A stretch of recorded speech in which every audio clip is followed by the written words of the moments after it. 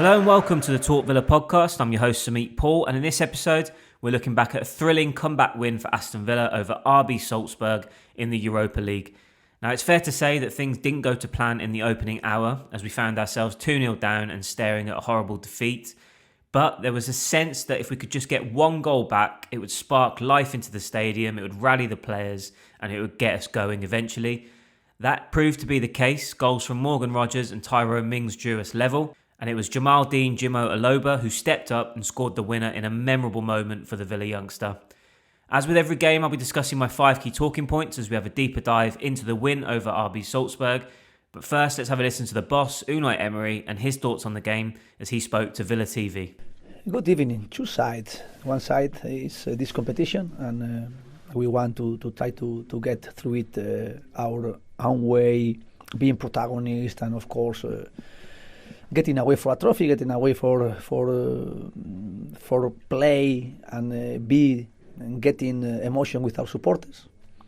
And we got it because today we won, and as well we created some emotions with our supporters, with the energy after we were losing 2-0 to react, and how we came back the result. I think it was really fantastic, sharing everything with our supporters and transmitting them our energy, and they were transmitting us as well their feelings. And this is the way we want to build here in this competition in Villa Park, and with our supporters try to being so motivated for this competition. And today was a fantastic day for it. Yes, George, 45 minutes, Jamal and Caden as well, 30 or 20 minutes. I think we need to get a plan with them, and their development need as well sometimes try to give them chances to play like today. It was a very good day to do it, and of course when we were losing, we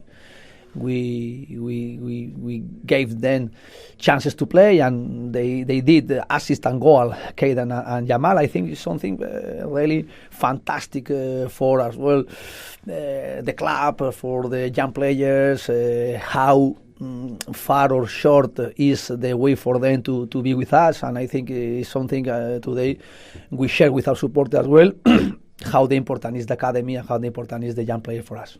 That was Unai Emery speaking to Villa TV after our 3-2 win over RB Salzburg in the Europa League.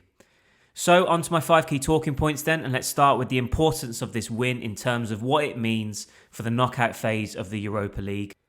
Now, although there is a really strong belief in Unai Emery and the players to put together a really deep run in the competition this year, it's regardless of opposition and regardless of whether or not we're playing at home in the second leg, there was still something on the line on Thursday night, and I thought that was reflected in the performance in the last half hour or so. In securing a top 2 finish, Villa will now play the second leg at home in the round of 16, and hopefully we'll see that in the quarterfinals and the semi-finals thereafter as well. Now, given our strong record at Villa Park under Emery, it feels like a significant factor. Ideally, we put ourselves in a strong position on the road in the first leg, and then we've got to finish the job at home. However, if necessary, having home advantage when trying to overturn a first leg deficit could very well be decisive. So if we wish to make it all the way to Istanbul in May, that could be a massive factor in our run in this competition.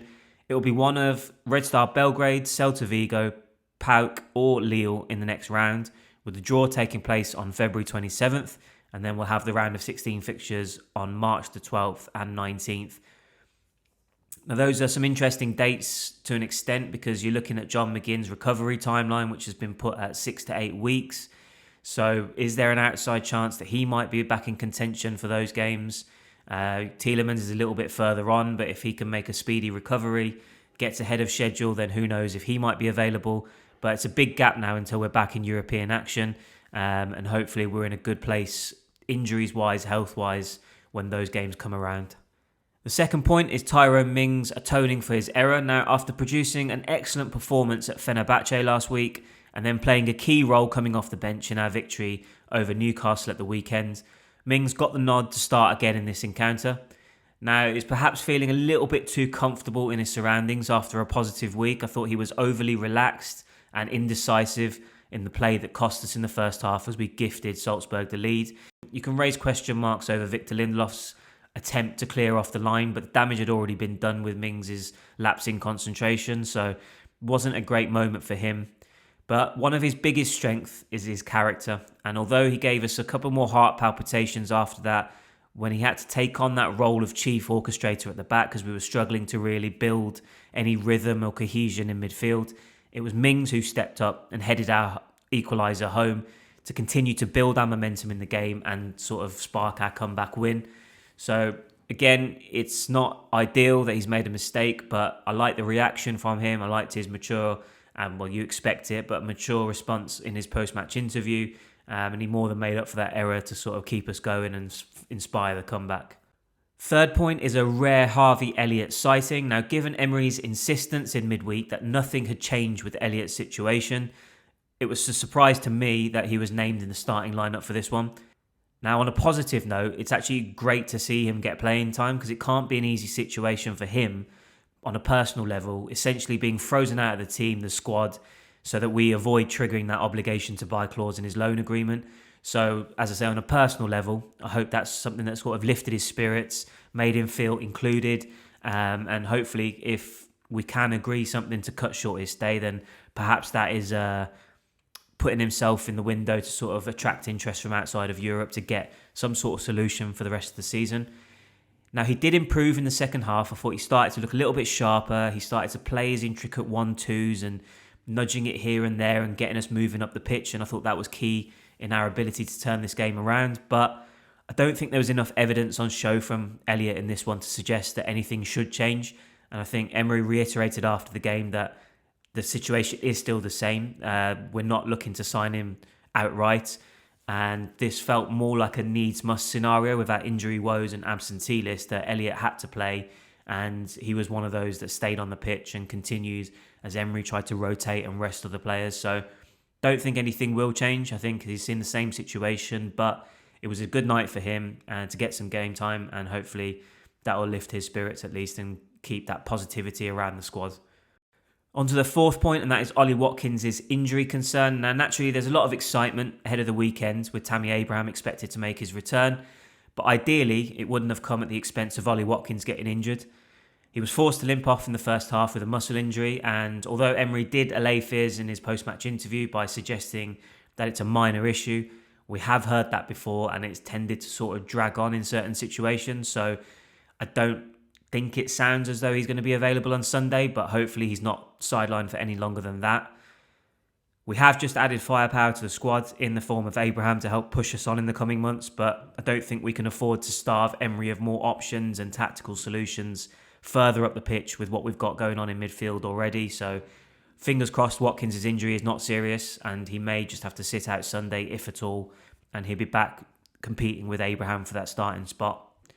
The fifth and final point is a shout out for the youngster and our match winner Jimoh-Aloba, and for our youngsters getting a chance in this game.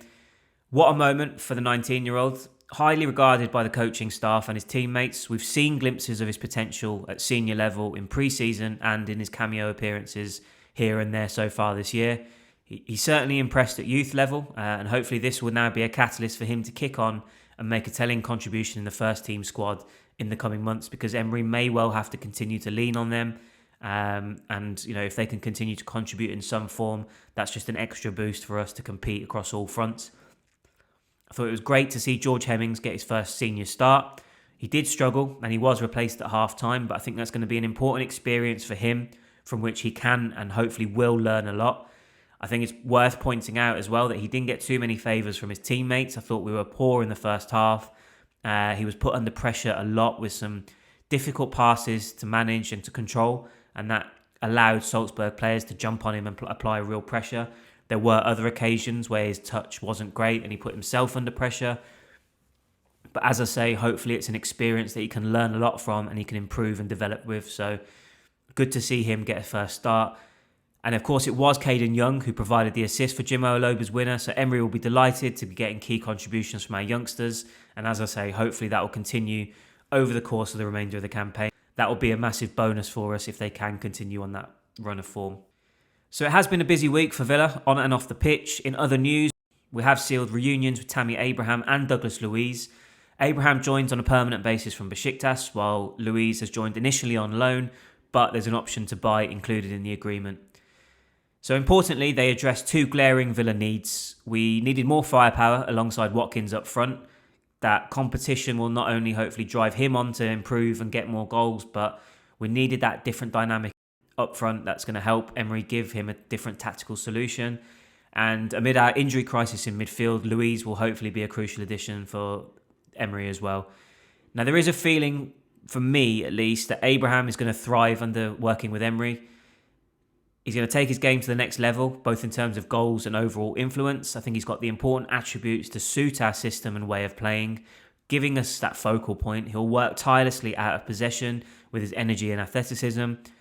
But as I say, I think he's going to offer an important different dynamic, a fresh dynamic up top when he's leading the line. More of an aerial threat, more of a focal point, a hold-up play. All those factors along with goals, I think he's going to really, really thrive under Emery. As for Luiz, I think it's critical that he now hits the ground running, as he will likely be rushed into the starting 11 given the absences that we've got. It's a great story. He's made no secret of his desire to return to Villa since he left. And the beauty of this deal for me is that not only does it provide us with an immediate solution that we've got him on loan for the rest of the season, but he should be, and I'm pretty sure he will be, motivated beyond belief to convince the club to exercise that option to sign him outright in the summer.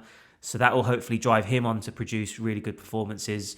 As I say, we're going to need him immediately with no Tielemans, no Kamara, no McGinn. Onana needs that quality next to him to form that dominating partnership in front of the defence. So hopefully Luiz can be the solution. But as I say, both of them, let's hope that the pair, Abraham and Luiz, can both stay healthy and get back to playing their best football to the level that we've seen them play in a Villa shirt previously. In terms of outgoings, we're looking at Evan Gasson's time at Villa being cut short. Despite having only arrived last summer, it looks as though he is set for a loan move to Crystal Palace. There's differing reports over whether or not it's an option to buy or an obligation to buy, depending on meeting certain conditions. So we'll have to wait and see the details when that deal is announced. But I think with Gasson, it's easy to be too critical because he has struggled, and he's not only struggled to convince in terms of his own personal level of performance, but just his ability to fit in the positions and roles that he's been asked to play in. I do feel as though he's a player that needs patience and playing time, preferably in a role that he feels comfortable in and can showcase his best football. But unfortunately, it doesn't seem as though that's going to be likely to materialise in a Villa shirt. Hopefully this loan spell with Palace, if it does go through for the rest of the season, it goes well for him. He proves that he can perform at this level. And that will ultimately benefit all concerned, because he'll get the move where he's got a more prominent role and he can produce, and he's got the confidence of the coaching staff over there to play regularly. Whereas Villa will hopefully cash a decent fee for him and recoup what we've spent on him initially last summer. As noted by Emery, though, I think it was telling that he said it's a good deal for the club. It was a bit like Daniel Marlon, where he liked both players, but it was good business for the club, and so they were happy to approve those deals. We'll now likely look to more options to give us more consistency and impactful contributions. I'm looking at Jadon Sancho and Leon Bailey in particular to step up now and play prominent roles. But hopefully also it opens the door for Alisson when he's recovered from his injury to get opportunities to develop, to show his potential and be a long-term solution on our right side. On a less positive note, a lot of injury setbacks were confirmed by Emery this week. He confirmed that Boubacar Kamara's season is most likely over. John McGinn faces 6 to 8 weeks on the sidelines with his knee injury, and Yuri Tielemans will be ruled out for 8 to 10 weeks with an ankle problem. Those are three massive blows for us, given the importance and influence of those three individuals and how they impact our play in midfield. It's certainly not going to be easy to fill those voids, just as we saw on Thursday night, as I thought we lacked the composure, quality and rhythm in our midfield pivot, which Tielemans in particular, but Kamara as well, provide us with. Onana's going to have to take the burden of an increased amount of responsibility on his shoulders now. Hopefully, as I say, Luiz can come in and do a really decent job for us. And you've got the return of Ross Barkley to group training on Friday, which will hopefully give us another boost. I think the brilliance of Emery's structure and the way of playing is that we can mitigate the damage of injury setbacks because others are so well prepared to come in and deliver. But as I say, those three have to now step up because they have to be reliable, they have to be available, and they have to be consistent in such a fundamental area of the pitch to really give us an important contribution for the rest of the season. So what were your talking points from our win over RB Salzburg? What do you think of Villa's business so far this transfer window with only a day or so left? Are you happy with the return of Abraham and Luiz? Are you confident that they'll do the job that we need from them? If you're listening on YouTube, leave your comments below. For those listening to the pod via Apple Podcasts, Spotify, or other means, head over to talkvilla.substack.com and get involved in the conversation over there. So that's a wrap on this episode of the Talk Villa podcast. A big thank you for taking the time to have a listen. Please subscribe to the pod or channel depending on where you're listening. That's either on Apple Podcasts, Spotify, or YouTube. Give the episode a like or leave a review if you've enjoyed it. Sign up to the Talk Villa Plus newsletter on Substack for ad-free Villa news, opinions and analysis, all delivered directly to you. And there is also an option of a paid subscription for bonus content. All the details will be in the description of this podcast, but for more, please go to talkvilla.substack.com and subscribe. So it's job done for Villa as far as the Europa League is concerned for now. It will be one of Red Star Belgrade, Celta Vigo, Lille or PAOK who we face next. As confirmed earlier, with the draw is going to take place on February 27th. We find out our opponents and the fixtures will be played on March the 12th and 19th. That now gives us a bit of time to focus on domestic matters. And as I say, hopefully that gives John McGinn in particular time to recover and get back into contention for those games. And obviously with our new additions, they'll have a bit more time to bed in, integrate, and hopefully they'll be flying when those games come around. As I say as well, also, hopefully Youri Tielemans isn't too far behind McGinn in his recovery, and he'll be in contention when those games come around as well.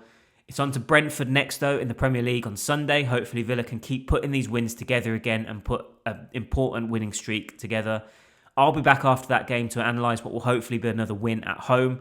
But until then, enjoy the win, villains, and up the Villa.